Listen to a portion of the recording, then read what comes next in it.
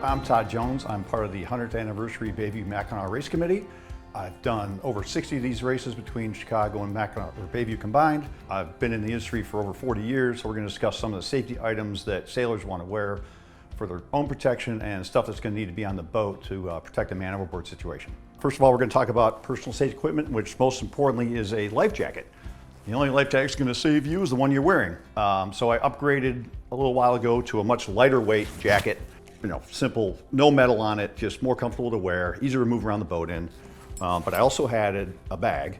So a lot of times you'll have to throw this thing on middle of the night or during a squall, and you want to have all the things you need with you and not have to think about it. So in there is headlamp, flashlight, personal safety knife. Next up is a higher spec life jacket, also made by Spinlock. These are not Coast Guard approved, so the boat will have to have a Coast Guard approved Type 2 with a whistle and a safety light on it. These are very comfortable and much easier to sail in.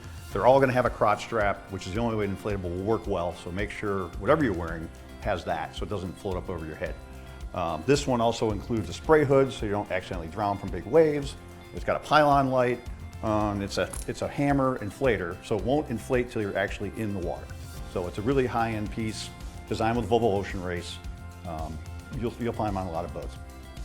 Okay, so along with the life jacket, you're also going to need a tether. And with our requirements, it's got to have a quick release mechanism. So this one's got a long, nice tether on it so you can get out of the jacket if you're off the side of the boat and getting drug underneath the boat. And it's also got a one-handed carabiner, which is double locking, so it can't open accidentally to go on the jack line or a hard point on the boat. It's elastic, so you're not tripping all over it. And these are actually pretty affordable at like $80.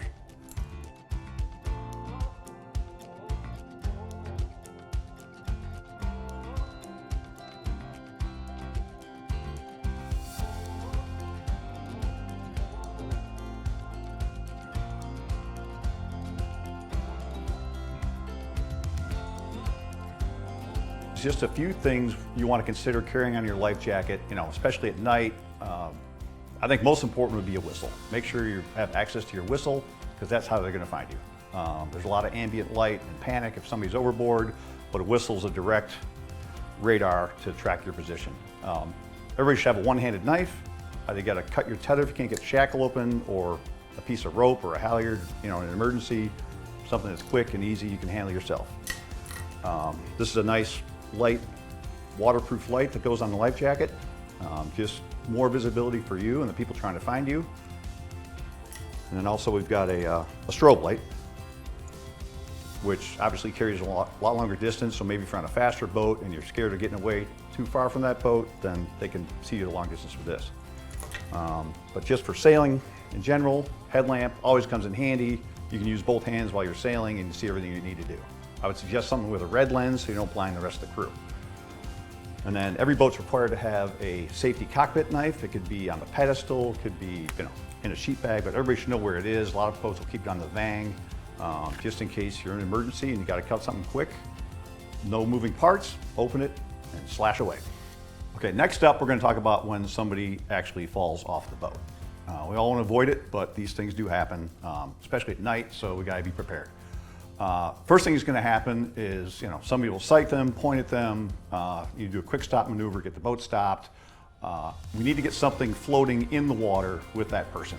A lot of people are familiar with these. It's a Mom 8 made by Switlick, but there are some newer, better products out. But inside this box was an inflatable pylon with a light at the top, a drogue, and a horseshoe. So, first of all, you can see the person, then they've got something to hang on to float. Here's another option for man overboard equipment, including a inflatable pylon with a light and something for somebody to hang on to as they're in the water. It's a dam buoy. The nice thing about these, you can self-service them, and it's a much less expensive item to maintain on the boat. It's got a pylon, it's got something for somebody to hang on to if they're in the water and be able to be found.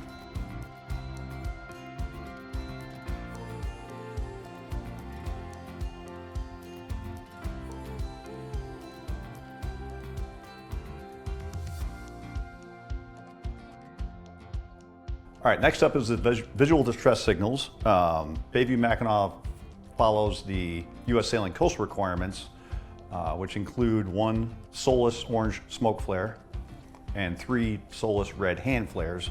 But you can also use an electronic non-pyrotechnic device, which meets U.S. Coast Guard requirements and a signal flag. Having been through a lot of Mackinacs and long offshore racing, I would go with the pyrotechnics, and I might even add in 2 parachute flares. I've seen emergencies on the water at night in windy conditions, and that's really the only thing that somebody's going to see from a long distance is a self-powered soulless parachute flare.